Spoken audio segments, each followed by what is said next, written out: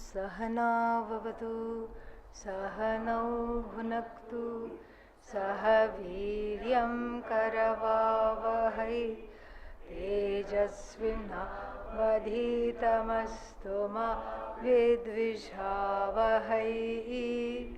ॐ शान्ति शान्ति शान्तिः।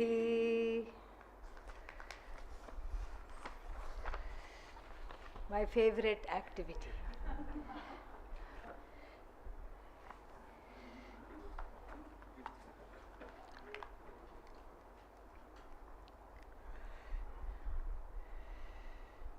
Orally, not there, hopefully online. Gauri, there. Varmas are here, both of you, very good.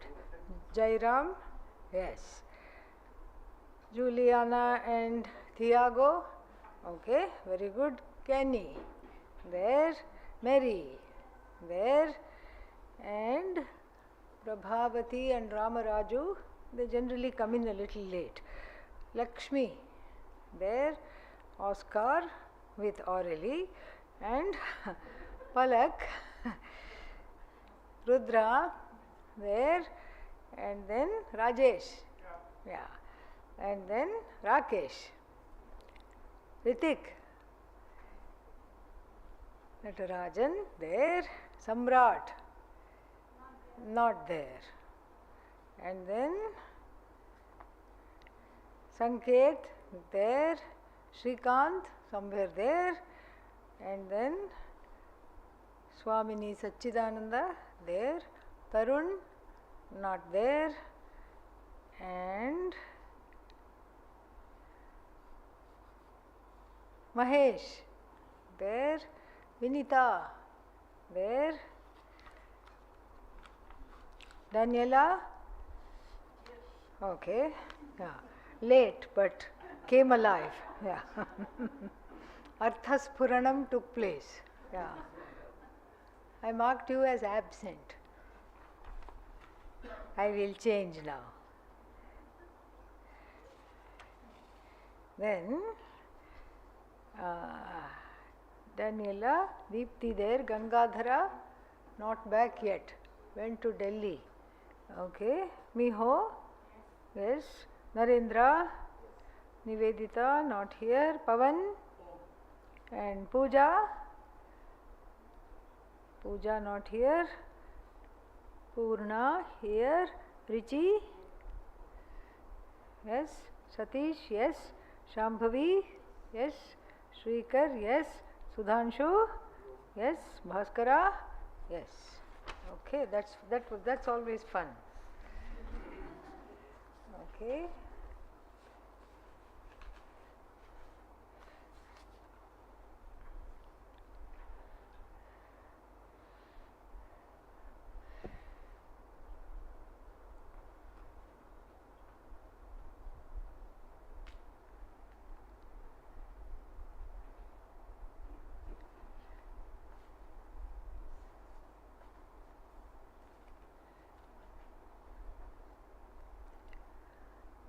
In the Gita class, while explaining verse number 5, you mentioned that we should be compassionate towards our failings during the transition between Jiva to Brahman mode.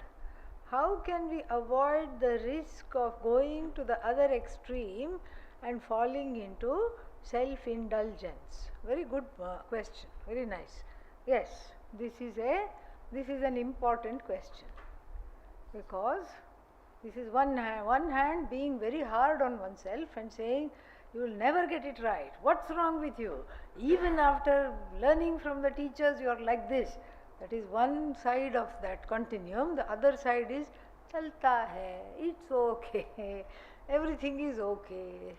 Other people work hard, let them work hard. I don't have to do that. This is the other side of the continuum. So that's why the 6th chapter study is very important, because it gives the path of moderation. Everything is yukta, moderate, proper. Yukta means proper. Yeah, yuktahara, yukta vihara, yukta karma, and then yukta swapna, yukta avabodha, yogo bhavati dukkha, dukkham hanti iti. So the way to kill sorrow in the everyday is to have this path of moderation. So don't beat yourself up, but don't give yourself a hug, too many hugs when you make a mistake either. Okay? So in between. This is the key. The key is moderation, and that's why this chapter is a very, very important chapter, because it teaches us to avoid the two continuums, extremes of the continuums. Because if I am too hard on myself, what will happen? I will never have the guts, the courage to go further in my path. I will always be hanging back, hesitating, and more hopelessness will come. But then if I overindulge and then not work very hard, then what will happen? It will go the other way, and then even the progress that is made will just slip away. Such a person is called ubhaya bhrashta, neither here nor there. This also the 6th chapter will discuss. The last topic of the 6th chapter is discussing the person who didn't make it and also did not completely fall away either. So somewhere in the middle, so around verse 33 like that, this ubhaya bhrashta is discussed. Arjuna asked the question, what happens? Ayatihi shraddhayopetaha, not lacking in shraddha. The person has shraddha but did not make enough effort. Ayatihi alparthe nanj pratyaya, not abhavarthe means put an effort. Ayatihi doesn't mean no effort, put little bit of effort. Alparthe, and so put little bit of effort, full of shraddha but didn't make it, died away, one life gone. What will happen to that person? Will that chinnabhramivya nashyati kim? Will that person just be destroyed like the fog in the sunlight? And then, or will that person remember some of the things that they have studied?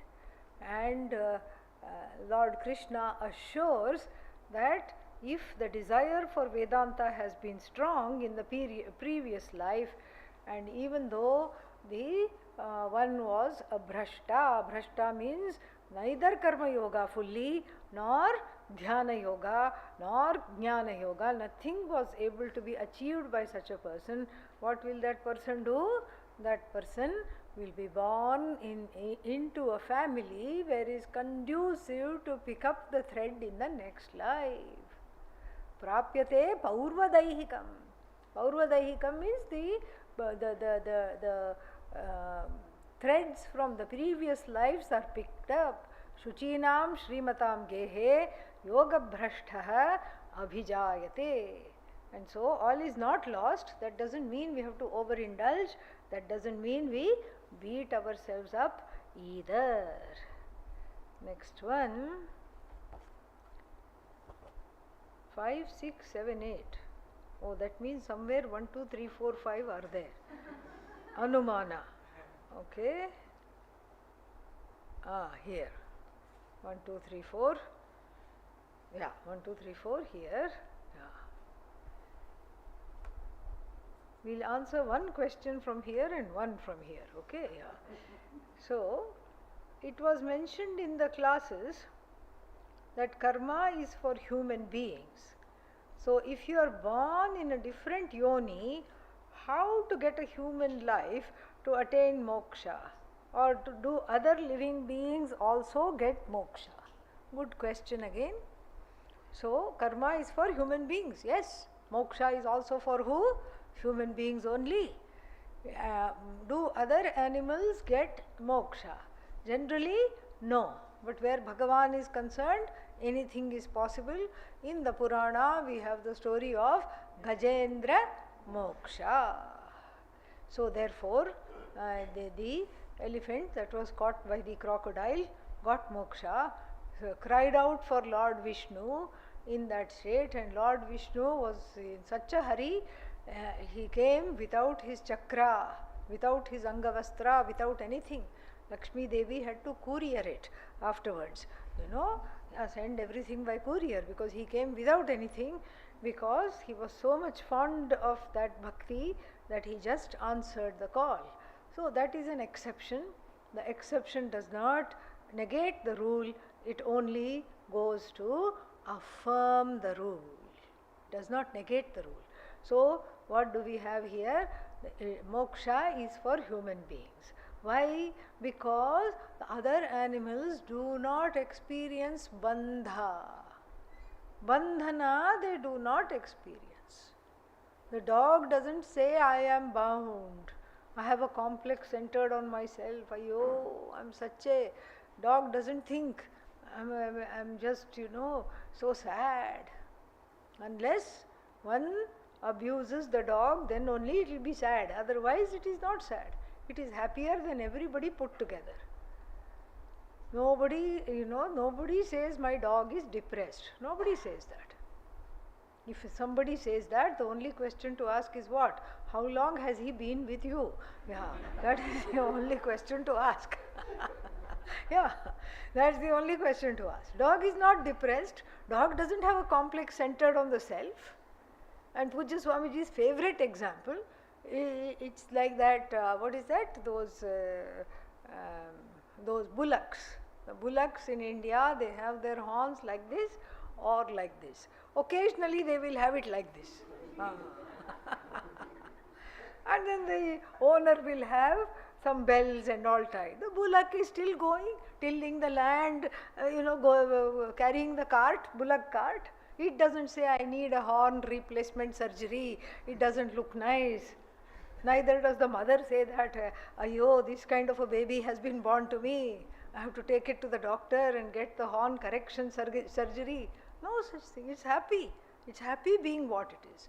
So only in the human being the complexes are there, because the self-awareness is total. In other animals and plants and other life forms, the awareness is just enough to recognize the same species and to recognize predators for the sake of furtherance of the species. So there only in the human being moksha is possible, because only in the human being bandha is possible. Only when there is the concept of bandha, I need moksha. So that is why only in the human being, karma, moksha, all these are possible. So then supposing if one is born in a dog yoni, etc., how to get a human life? Very good question. Yeah. How to get a human life? Don't worry. One day the punya will fructify, because if you have had at least one human life, you have enough number of karmas for not only human life, but all other kinds of life also. So one life of a self-conscious human being with what is that called? Free will is enough for infinite numbers of births. Oh, I thought only Brahman is infinite. Now karmas are also infinite. Yes, but one is mithya, one is satyam. Okay, karma is infinite. Karma is infinitely mithya. Okay, so now we'll go to the question from this pile, and then we'll come back to your question too. Oh, this also is 1, 2, 3, or maybe it is the same. Let us see. Doesn't a sannyasi have to act at certain moments, and in those moments would he or she, okay, he be a karma yogi? Not traditionally speaking. Traditionally speaking, Adi Shankara does not accept that after gaining Atma Jnanam, sannyasi doesn't matter. Sannyasi can be a karma yogi, but here we are talking, what you are saying in spirit is Atma Jnani. Who is a sannyasi? Can that person, whenever she or he acts, will they become karma yogis? No. Mere action does not make one either a karmi or a karma yogi. Karma yoga is a preparation for Atma Jnanam. After preparation, then what happens? Atma Jnanam and Jnana Nishtha comes. When that comes, Karma yoga is useless. Karma yoga is not there. This he clarifies in the Brahma Sutra also, because there is this, what is that vada called? Jnana something. Karma samuchaya. Jnana karma samuchaya vada. There are these people who think moksha can be gained little bit of the little bit of karma and little bit of upasana is enough. Why this Atma Jnanam? You just mix and match and do different karmas and then you get moksha. Doing khandanam of that, Adi Shankara clearly mentions that the karma yoga has been fulfilled for whom? Is rendered purposeless for whom is the Jnana Yogi. In Adi Shankara's mind, that person is a sannyasi, because in those days that distinction was not there. Nowadays, sannyasi can be either a vividisha sannyasi or a vitvat sannyasi. Vividisha veditum ichha. The desire to know makes one give up everything and then go for this life, so that the whole day is spent in adhyayanam, adhyapanam, teaching, study, etc. Nothing else is done. There is no other life. And so that is one type of sannyasa. The other one, sannyasa is taken because one already knows, and so one would like to keep on reveling in the self. And one example of that is Yajnavalkya, when he goes to Maitreyi and says, ud aham yasyan, I am pushing off from here, I would like to go from here. He already knew, but he wanted to enjoy that knowledge. So nowadays there is not much of a, there is mostly Vividisha sannyasis and very few Vidvat sannyasis. So nowadays we may see sannyasis also do karma yoga, but in Adi Shankara's time, sannyasi is equal to who? Atma Jnani. Then, acting is not karma yoga. Yeah, let me just address the other part of your question. Acting is not karma yoga. Acting with a view to growing is karma yoga. Growing out of ragadveshas, growing into a calm, collected and compassionate person, that is karma yoga. And yeah, your second question also shows that there is a little bit of a, what is that, little bit of confusion with the concept of karma yogi. No problem, we'll clear it up here. Doesn't a karma yogi have to cease acting, and in those moments would he or she not be a sannyasi? This was all addressed a lot in chapter 4. Karmani akarmayah pashyet, akarmani cha karmayah, sabuddhiman manushyeshu, sayuktah sakritsna karmakrit. So the Lord Krishna says, one should know what is karma, one should know what is action, one should know what is non-action, and one should know what is wrong action. Why? Because the way of karma is very difficult. So here, karma yogi doesn't mean the one who is eating, drinking, walking, talking. That is not a karma yogi. That is simply a karmi, the one who is doing karma. So karma yogi means the one who has a committed nishtha, a lifestyle to go away, move away completely from what? From the focus on the result of action and on the action in order as a way and means to produce the result of action. Move away from that. That is the one who is karma yogi, who brings Ishvara into one's life as the proxy actor and as the one who is giving karma phala to me. So whatever comes from Ishvara is what? Welcomed as prasada. Even children are prasada. Ram Prasad, Lakshmi Prasad, Durga Prasad. Exactly, Lalu Prasad. Yeah. His mom saw him and said, baby Krishna's problem, not my problem. Yeah. Even now he is in and out of what? Exactly. So then let us go back here. Since Rajasic people can be great tapasvis, with all the tapas, do they become sattvic and sattvic enough to walk on the path of jnana? Again, very nice question. Yes, the answer is yes.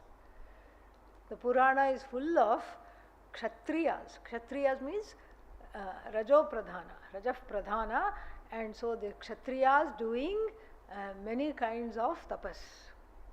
There are what is that? Stories of that. There is one story, I forgot who I'm very bad at Puranic stories. There is one story where the Shishya pretends to be a Brahmana but is a Kshatriya. And then Karna. Karna? No, Karna is not even Ekalavya. Not Ekalavya. One more person. Neither Karna. Parashurama. Correct. Yes. He pretends to be a Brahmana, and then what? His guru is lying down on his lap, doesn't want to disturb, and a terrible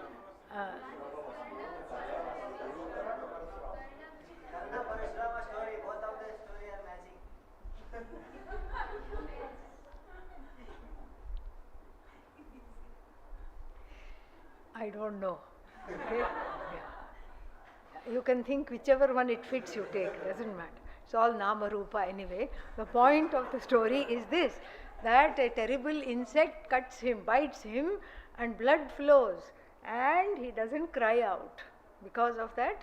Because he is a kshatriya. Because he is again this whole tapas and rajas going together. There is a determination. And then a drop of blood falls on the Guru's face, and the Guru wakes up, and the Guru says, "What is this?" You are not a Brahmana. The Guru outs him. So like that, yes. So with the correct guidance, it's not that every tapas will lead you to sattva, but with the proper guidance and with the proper understanding, it should help calm down the rajas enough to get to the place of a tranquil mind. Now we have to keep track of this, okay, here, yeah. So, one this, okay. Yeah, so now I finished this one, and so now I had already done 2 here, so now we go here.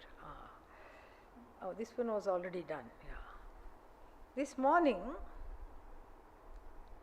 Namarupa was explained. Initially, Namarupa is taken as name and form, but eventually taken as word and meaning. Can you elaborate on how Namarupa shifted from name and form to word and meaning in the process of studying self-knowledge? Is it associated with Adhyaropa Apavada, by which Ishvara is initially taken as Jagat Karana, but eventually Ishvaratvam and Jagat Karanatvam are negated? Alright. Again, interesting question. It's not that Nama Rupa is shifted to word and meaning. What is Nama? Name. What is name? Word. What is Rupa? Form. And what is the form? The meaning of the word. That's all. It's just alternative epithets. Different abhidhanas, different epithets. That's all it is. So you can either say name and form, but you see sometimes, and Pujya Swamiji recognized this, like all the Medhavis in the Shastra also recognize this, and they use different terms. The Upanishad herself will use different terms because otherwise one becomes jaded. Atma, Atma, Atma. A for Atma, B for Brahman, C for Chit, D for Dharma. This is all mugged up. E for Eshana. And then F for Phalam, because we don't have Fa. Yeah. So like this we can go on. So we just get into a kind of a rote learning, because we are desperate in the beginning to just gather our personal Vedanta glossary. Everybody wants a Vedanta glossary to stay in the heart, and it is good. It is good to have name, nama, form, rupa, to have this list, it is good. But the list is not Atmajnanam. You have to transcend the list to have Atmajnanam, and so therefore that list has to be tested. This is Thano Nikandana Nyaya.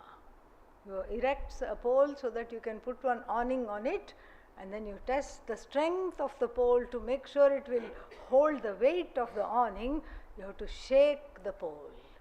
So substituting Nama Rupa with word and meaning is a way to shake the understanding and make it, you just, because ultimately what we are after is that which has no words, no meaning, no name, no form, no attributes, no color, nothing. It is you, not an object, for which all these words are necessary. And so the words are there as a ladder, and their meanings also. But the Upanishad is very, very clear about this. In the 7th chapter of the Chandogya Upanishad, where Narada goes to who? Sanat Kumara, and asks for Atmajnanam. Bhumanam vijijñāsasva, he is told. You need to desire to know Bhuma. Narada is what? He is a great erudite person. Trilokagami, goes everywhere, studied everything, all the things. He gives his qualifications, one page without full stop. It is worse than Rudra, one of the Anuvakas of Rudram. No full stop. You have to say the whole thing. Rigvedaha Adhyemi, Yajurvedaha Adhyemi. He keeps on saying, I know this, I know this, I know this, this, nothing he doesn't know. And to such a person, if you start saying Atma is equal to Brahman, the person has already checked out. Because I feel I know, I already know. What is this being taught? I already know, I know this. And so to shake the understanding, Bhumanam vijijñāsasva. Oh, it's not Atma? No. It's not Brahman? No. What is it? Bhuma. Oh, it is something new. Then he says, Bhumanam vijijñāse. I want this Bhuma now. I want to know this Bhuma. Tell me about this Bhuma. Forget everything. And then the definition of Bhuma is given. And then when you understand the definition of Bhuma, what is Bhuma? Atma, Brahman, same thing. Yadalpam, tanmartyam, tanna bhuma. Again, in the same spirit of first ajnana nivritti, what bhuma is not is given first. That which suffers from smallness is finite. That is not bhuma. That is finite. Martyam, finite. Tanna bhuma. That is not bhuma. Oh, then what is bhuma? Yatra na anyat pashyati, na anyat srinoti, na anyat vijanati, sabhuma. Where you don't see anything other than yourself, you don't hear anything other than yourself, you don't know anything other than yourself, that is bhuma, that is Atma, that is Brahman. So the word and meaning is Pujya Swamiji's way of shaking up the understanding, because Nama Rupa becomes very jaded in the list we have in our Vedanta glossary. Okay. Now I should go this side. Okay. Flip the page. Let's say the past life karma is exhausted.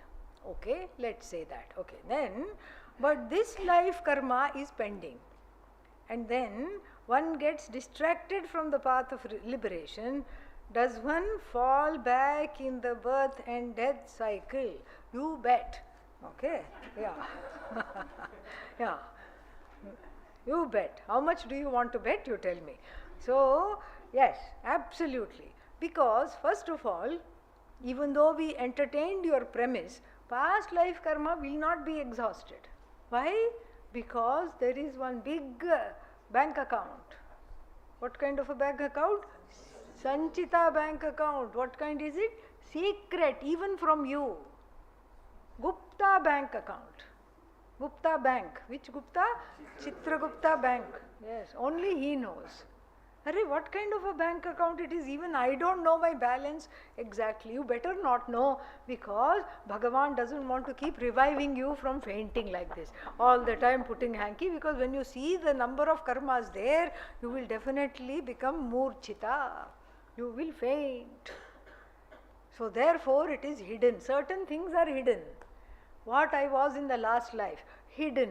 Don't go and find out. Don't try to pay all these people. You know what are the Nadi astrologers and the sidekicks. What are sidekicks? Psychics and all these things. Yeah, they are sidekicks. Yeah, for person of Vedanta they are sidekicks. Yeah, you don't go pay them and say, because anything anybody can say. I cannot, you come to me, I will also tell you for free. I will not charge even. Yeah. I'll be sitting, whatever comes to my mind I can tell. How are you going to prove it? A. How are you going to disprove it? This is a non-verifiable belief. But it is there because the past, this Sanchita karma is there, and Sanchita karma is inexhaustible except by knowledge. Only by knowledge it can be negated. By any other way, by Vasanakshaya, this is another philosophy, Vasanakshaya philosophy, by Vasanakshaya it is not exhaustible. So therefore, this Sanchita karma being there, therefore one is always in the birth and death cycle. So therefore, what is the moral of the story? What is the motto? Do not get distracted from the path of liberation, to use your own words. So now we are on this side. Now where do we go? Here. Okay. So, yeah, we want to be fair to everybody. Wouldn't it be possible and even natural for a person to be both of these things? Both of which things? Oh yeah. The Prakritam here, discussion, Karma Yogi and Sannyasi. No, you have to understand what is Karma Yoga. Karma Yoga is like going to high school. And Atmajnana, Sannyasi here I am taking as Atmajnana. Atmajnana is what? Atmajnana is postgraduate, yes. Can I do both at the same time? Can I also go back to high school and also be pursuing a postgraduate degree? Possible, but maddening. Why will one want to do that? Because one has already graduated from high school or not? Yes, because the graduation from high school is what has made me qualify for the postgraduate degree. The graduation from Karma Yoga, which is like high school, has made me qualify for Atmajnanam and Sannyasa lifestyle. Why will I want to go back? And there is no need to go back because the purpose has been served. The purpose has been served. Like you, there is in India, some of the wells, it comes with a bucket and a rope. So you put the well, you release the rope and the bucket goes in, and then you pull, you take it, you put it in your own bucket. After that what? You don't have to protect that bucket. You just let it go. It's done. Its purpose is served. This is explained very beautifully in the second chapter of the Bhagavad Gita. Forgot the verse number, 29 or something like that, somewhere in the 20s or no, it has to be 39 or something like that. Yavanartha udapane sarvatas samplutodake tavan sarveshu vedeshu brahmanasya vijanatah. Vijanatah brahmanasya, for the person who knows this teaching, then what is happening for this person who knows this teaching? Then there is no meaning of, for example, if you have dug a well in your backyard and you are accustomed to, which number is it? 46. Yeah, I thought it was 30s, 46. So 46th verse, second chapter. So if you have dug a well in your backyard and you are only drinking from that, then suddenly a flash flood comes, all the wells are underwater, everything is underwater. Are you still going to go in search of the well? Your well? No. Why? Because everywhere there is water. Sarvataha samplutodake. So when that is the case, then in the same manner, all the three Vedas, meaning the Karma Yoga, Vedas teach Karma Yoga, the first part of the Karma Yoga. All the Vedas, so Sarveshu Vedeshu, all the Vedas are like what? The backyard well, which one digs and which one goes for the water. But for this person, everywhere there is water. For the Jnani, the purpose of karma, Karma Yoga, everything has been already finished, because Karma Yoga is a preparation for Atma Jnanam. Okay, now we come in the middle.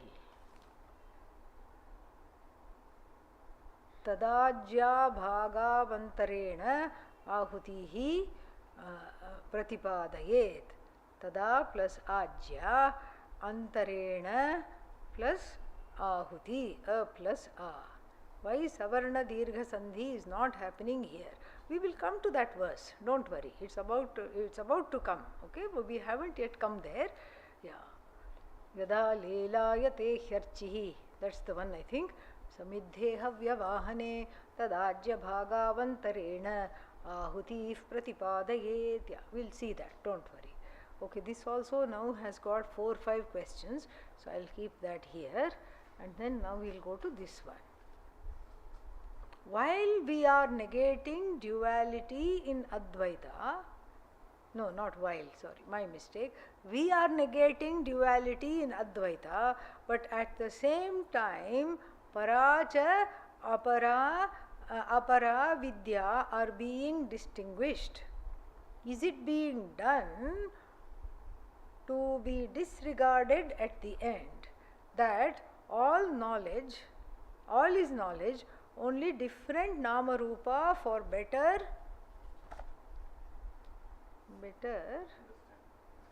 understanding. Okay, yeah, here only it is better understanding. So we are negating duality in Advaita. Yes, correct. But at the same time, para and apara vidya are being distinguished. Yes, they are being distinguished with a view to seeing the doshas, with a view to seeing the what? Limitations, the defects of aparavidya. The subject matter of aparavidya is duality. Duality is samsara, or is duality need not be samsara, but duality often becomes samsara because it is not understood properly. Why? Because paravidya is not there. That is why. Aparavidya is needed in order to have vyavaharika transactions in the empirical world. Aparavidya is needed to qualify for paravidya. After that, it has no more a purpose. It has no more purpose. No more purpose it has. Why it is fulfilled its purpose. Aparavidya, samsara, and then karma yoga, all these are for time sensitive. They are there for a certain time. After that you outgrow that. You outgrow aparavidya and get interested in paravidya. Okay, and then back to here.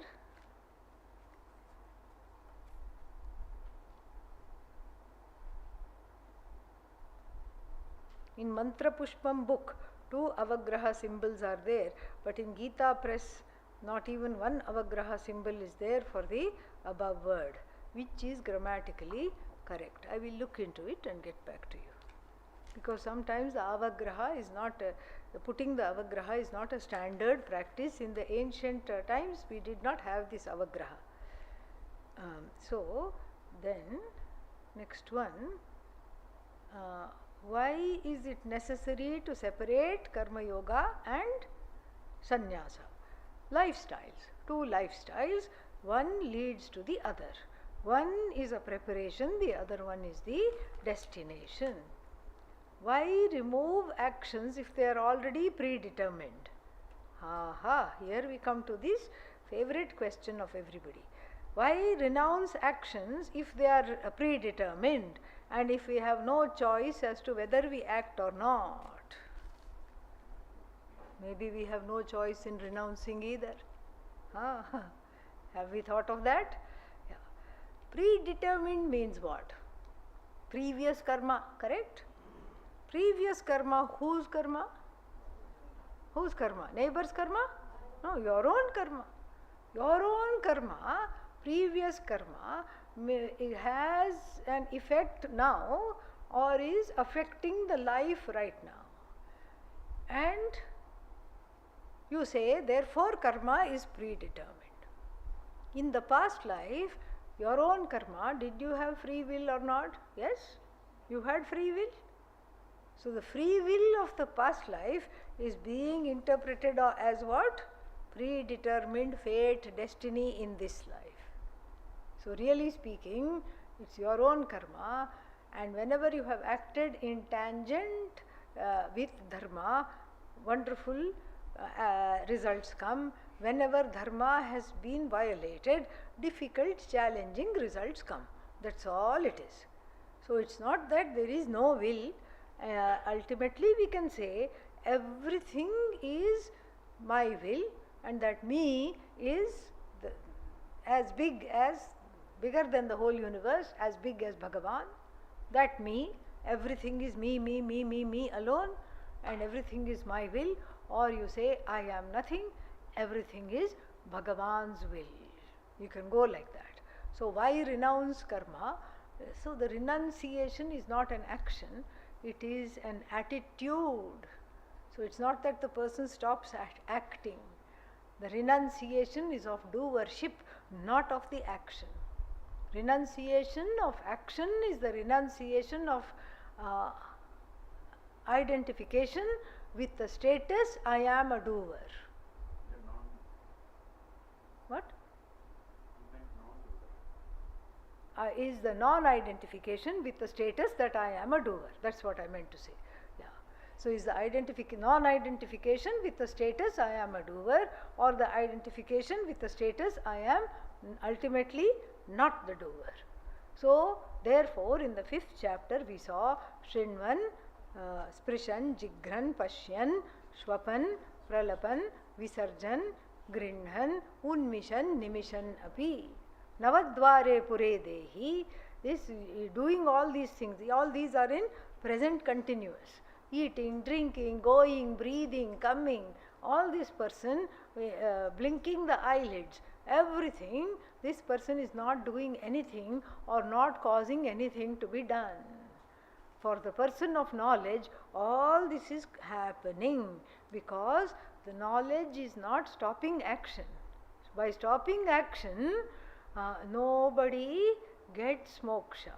Na karmanam anarambhat naishkarmyam purushaha ashnute na ashnute. Karmanam anarambhat, by stopping action or not starting action, nobody gains naishkarmya siddhi, nobody gains actionlessness, the status of actionlessness. Just because I stop acting, I don't become a non-doer. And just because I am doing, I don't become a doer either.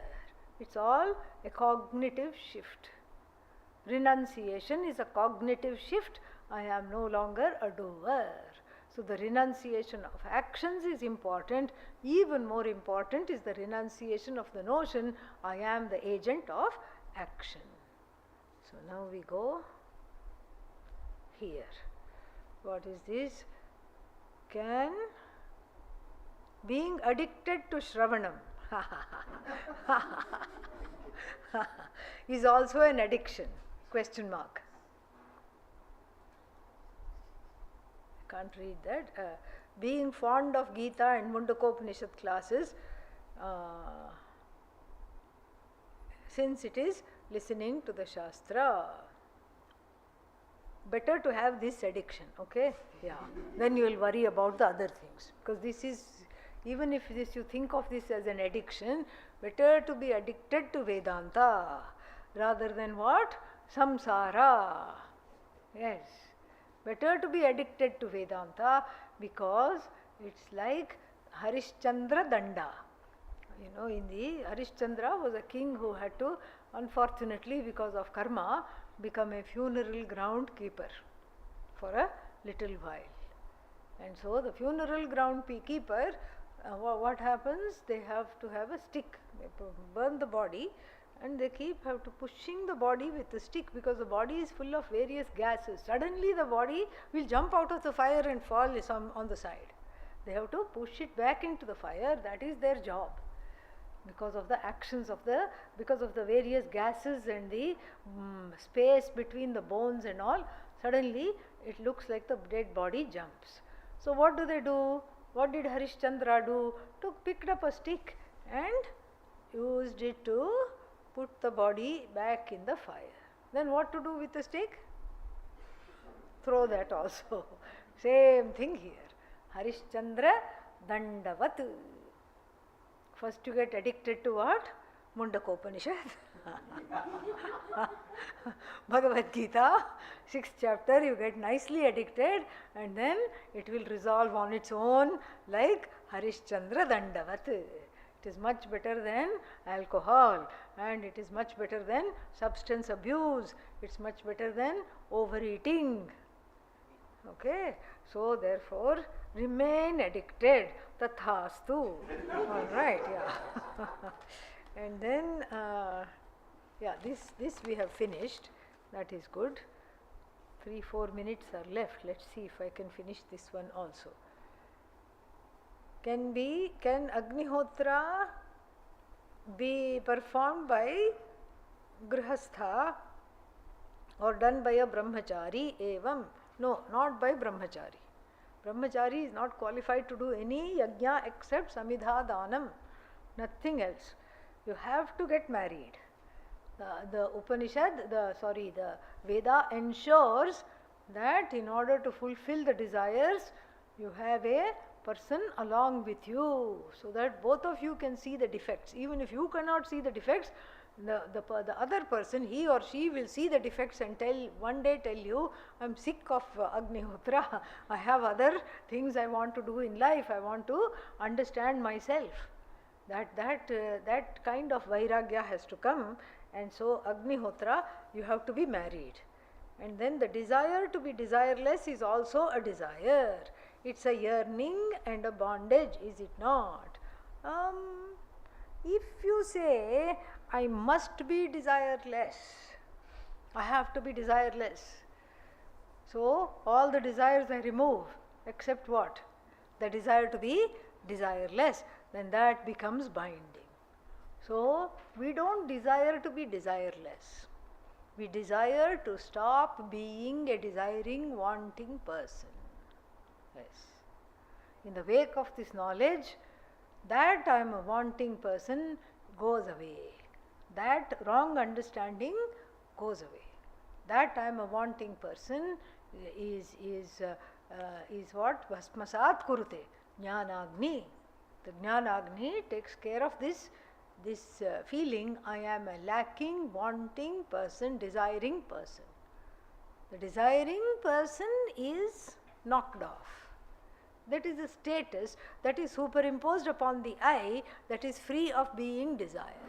You are already desireless. You don't have to desire to be desireless. You have to desire to know that. And since the desire to know that is there, that yearning culminates in the Atma Jnanam, so we don't have to be afraid of that desire. We don't desire to be desireless. Please do not desire to be desireless. On that happy note, we have finished all the questions. Very nice, except this one. I will look in the book and see. In the books they mention. One. Wait, I spoke too fast. Okay. What is Maya? What is the purpose of Maya? How did it come into existence? And then, is there not a possibility? I am just reading both the questions to see what I can finish in this time that we have. Is there not a possibility of premature withdrawal, dissociation and spiritual bypassing in the study of Vedanta? Yes, there is. We can easily minimize our desires and justify withdrawal in retrospect using Vedanta. How can we distinguish between withdrawal of genuine Vairagya and withdrawal born of ego's defense mechanisms arising from fear, guilt, shame or overwhelm? This one we will do, and this one we will defer for next time. Maya question, because we want to address that properly. And so, yes, the possibility of dissociation, spiritual bypassing is there. The Shastra also recognizes it. There are two kinds of Vairagyas. The first one is called Jihasa Vairagya, Shmashana Vairagya. Jihasa Vairagya is just Hatum Ichha, doesn't mean much, but Shmashana Vairagya tells, meaning you see somebody in the prime of life be taken to the crematorium. They have suddenly died, the body is being taken, and you say, what is all this? This person was on the top of his or her field. They had so much to live for. They were great. And if such a person has died, what to talk of me? I don't want anything anymore. But it doesn't last. This Shmashana Vairagya lasts only as far as the crematorium, and then when you come back, you are ready for your next meal. And so therefore the Vairagya has not lasted. That is how you see. The other kind of Vairagya, the true Vairagya, is not something that comes on suddenly. This is our cue. It is something that's cultivated and developed dosha drishtya, samsara dosha drishtya, muhur muhuhu. Repeatedly seeing these four, doshas, fallacies of samsara that we saw today, those four doshas of samsara we repeatedly contemplate on, repeatedly go back and see, and the more we see the meaning of these four limitations and how it applies to one's life, the more Vairagya comes. Vairagya is not something that comes all of a sudden. It is cultivated through seeing the limitations of other finite things. And another thing about Vairagya is that it's not that you have to make an effort to drop. When Vairagya comes, it automatically drops away from you. Drops away. And all the repeat people, who are the repeat people? Repeat 3-month course people. If you have taken more than 1 or 2 3-month courses, you think of your life when you first came. What are the activities you are interested in? What are the things you would do? You would just wait for the Wednesday, and then as soon as the Wednesday came, feel like an animal let out of its cage. Run here, run there, go this, go that, and everything people would know how to go here, how to go there, what to do, where to eat, what to get, how to spend the time, and what all to do. And then you will yourself see in your life now those activities. Who's going to bother going so far? Why? Means what? Vairagya is coming. Sometimes people get scared that Vairagya is coming. Don't be scared. Don't be scared. This is something to celebrate. Give yourself a treat. Don't be scared that Vairagya is coming. But sometimes people tell me, until I studied Vedanta, I was, just having an ordinary life. I was just doing this, doing that, seeing movies once in a while, going here, going there, going out to eat. And now I'm not interested in any of those things. Yippee, I said. Yay, fantastic. No, now I'm not that interested in those things, and I'm not that interested in Vedanta also.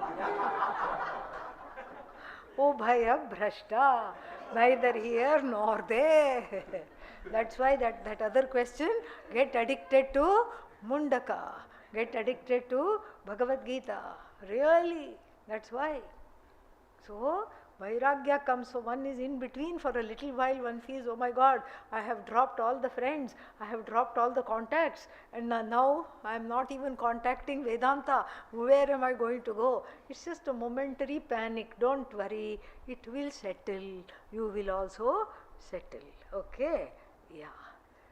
So that is all of them. This Maya question, and this question I will take with me, and then we will see. ॐ सर्वे भवन्तु सुखिनः, सर्वे सन्तु निरामयाः, सर्वे भद्राणि पश्यन्तु, मा कश्चित् दुःखभाग् भवेत्. असतो मा तमसो मा ज्योतिर्गमय, मृत्योर्मा अमृतङ्गमय. ॐ पूर्णमदः पूर्णमिदं पूर्णात् पूर्णमुदच्यते, पूर्णस्य पूर्णमादाय पूर्णमेवावशिष्यते. ॐ शान्तिः शान्तिः शान्तिः. हरिः ॐ श्री गुरु